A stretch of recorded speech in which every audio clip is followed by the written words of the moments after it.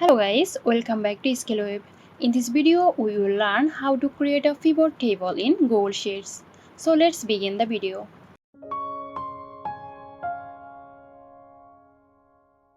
First, open your Google Sheet containing the data you want to use for your pivot table. Now select the range of cells that includes your data.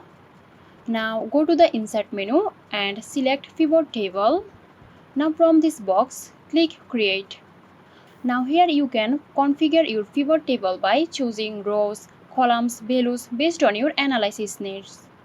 That's for today. Hope this video helped you guys. If it did, please like, comment and share, and don't forget to hit the bell icon for more videos. This video is sponsored by Zerosoft. Zerosoft offers graphic design, UI UX design, digital marketing and web development. Elevate your brand with Zerosoft today. For more details, check the description box.